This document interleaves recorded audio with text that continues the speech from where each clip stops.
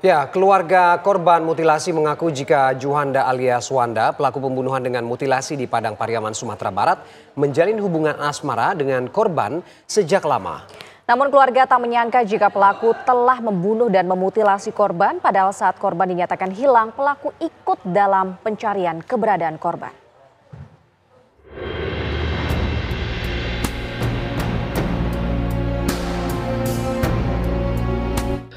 Juhanda alias Wanda sudah menjalin hubungan dengan korban Siska atau Cika sejak tahun 2019. Pelaku dianggap baik dan santun sehingga tidak ada kecurigaan jika korban telah dihabisi oleh pelaku.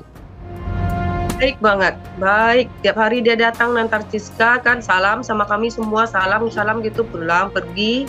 Tiap hari dia ngantar Siska kuliah, diantar, dijemput. Malam pun apa yang dipingin Siska gitu, makan apa, dibelikan. Pokoknya perhatiannya gitu luar biasa gitu. Sama almarhum ibunya juga gitu, baik. Gak ada kami sama sekali curiga kalau dia yang lakukan itu. Bahkan saat Cika dinyatakan hilang, pelaku dan keluarga korban ikut mencari keberadaan Cika. Ini nggak ada curiga.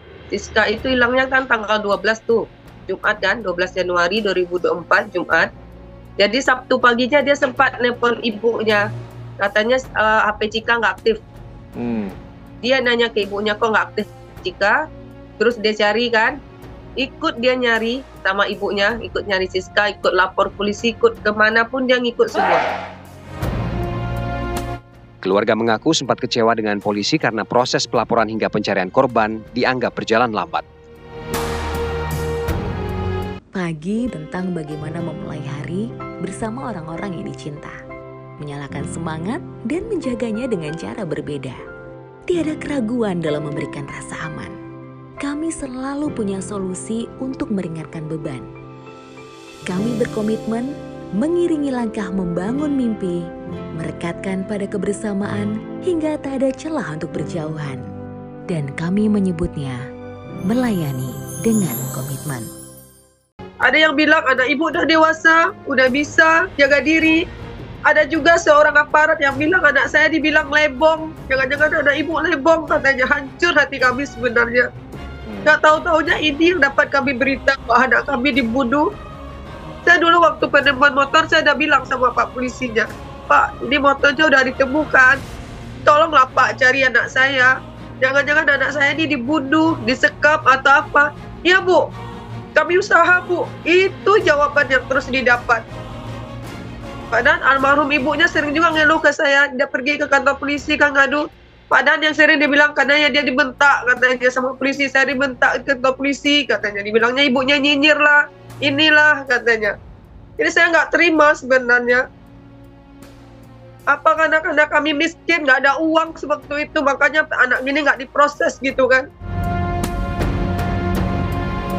Mereka berharap kasus ini diusut tuntas dan pelaku dihukum seberat-beratnya. Kami berharap keluarga tolong dituntut tuntas sampai setuntas-tuntasnya kasus ini. Saya nggak mau, saya nggak terima.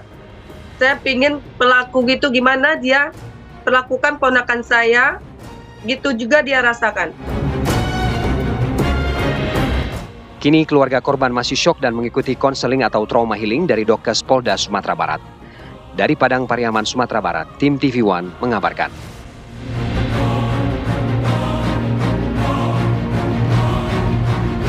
Ya, lalu bagaimana melihat fenomena kekerasan dengan tindakan lanjutan brutal dengan memutilasi korban? Kita akan bahas bersama ahli psikologi forensik Reza Indragiri Amril. Selamat siang Mas Reza, apa kabar Mas?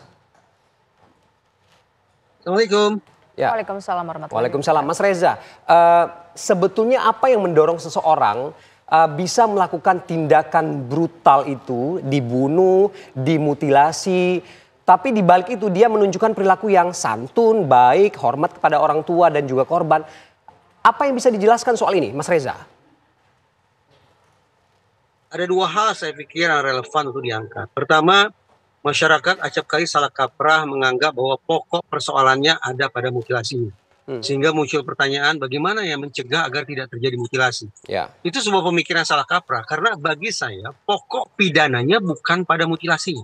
Tapi pada pembunuhannya. Oleh karena itu yang harus kita pikirkan bersama adalah kenapa sampai orang melakukan pembunuhan.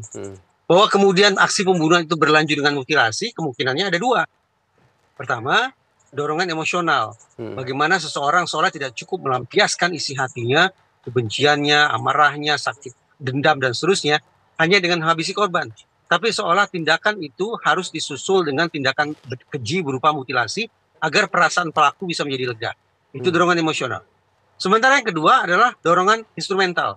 Bagaimana seorang pelaku mencacah-cacah tubuh korbannya bukan sebagai letupan suasana hati, tapi sebagai sebuah produk pemikiran rasional dalam rangka menghindari pertanggungjawaban pidana.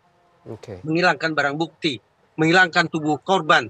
Itulah yang dipikirkan oleh pelaku setelah melancarkan aksinya. Jadi ada kemungkinan emosional ataukah kemungkinan instrumental. Apapun itu, sekali lagi, pokok masalahnya, pokok pidananya bukan pada mutilasinya. Kendati mutilasi itu menyeramkan, menakutkan, biadab dan sejenisnya, tapi sekali lagi yang harus kita garis bawahi adalah kenapa ada orang yang sampai hati mencabut nyawa orang lain. Itu satu hal. Yang kedua, kita sedang berbincang tentang kepribadian sebagai sebuah kondisi sesaat atau kepribadian sebagai sebuah kondisi yang berkelanjutan.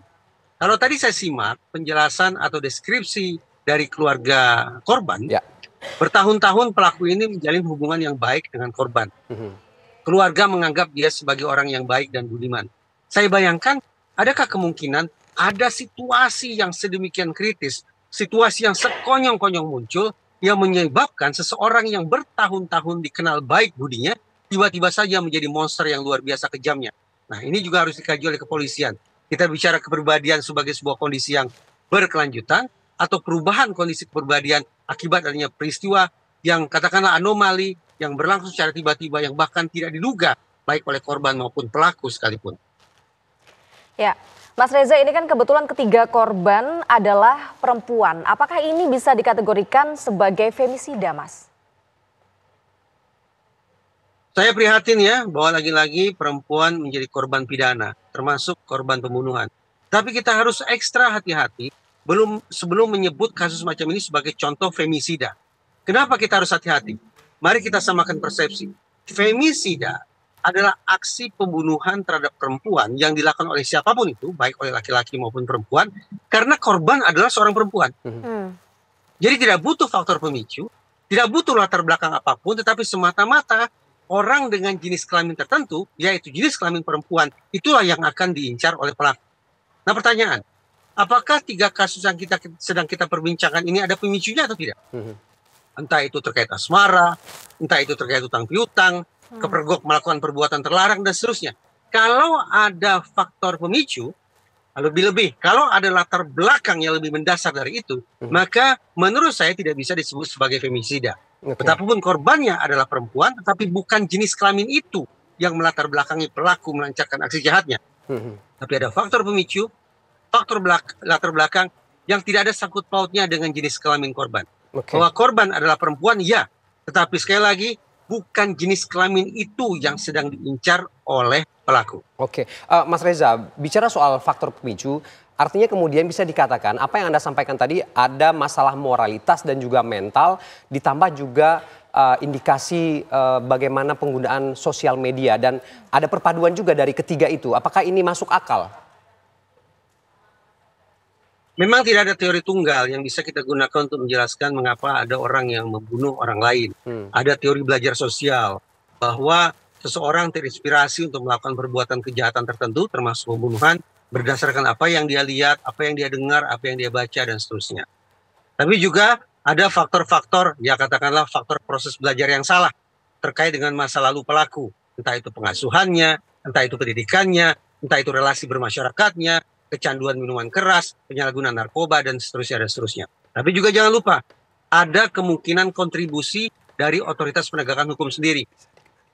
Kalau otoritas penegakan hukum tidak bekerja secara cepat dan ajak, maka hitung-hitungan di atas kertas memang tidak akan muncul efek jerat.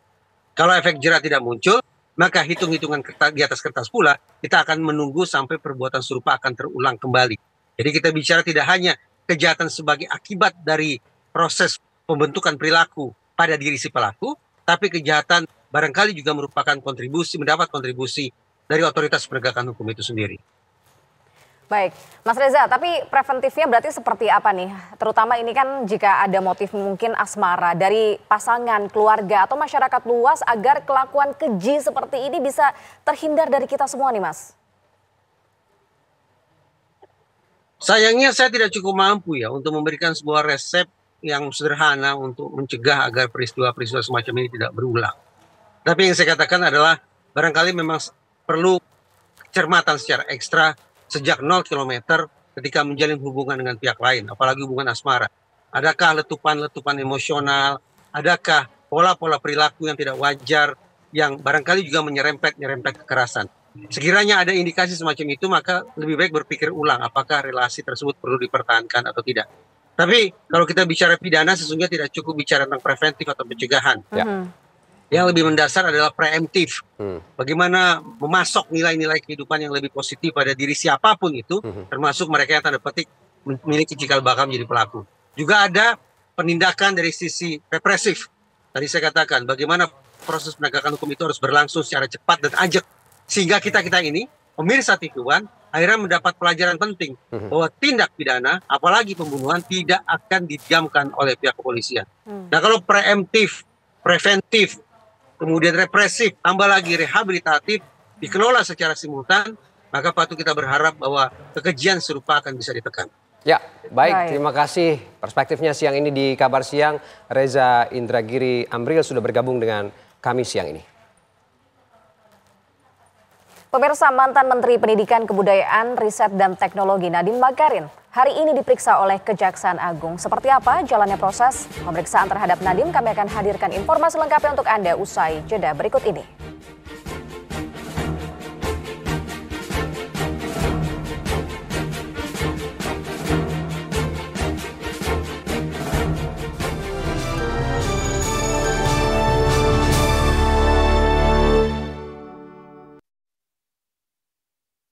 Kau tahu tidak apa bedanya kau sama tari turtur? Apa tuh, Bah? Kalau tari turtur Batak, tapi kalau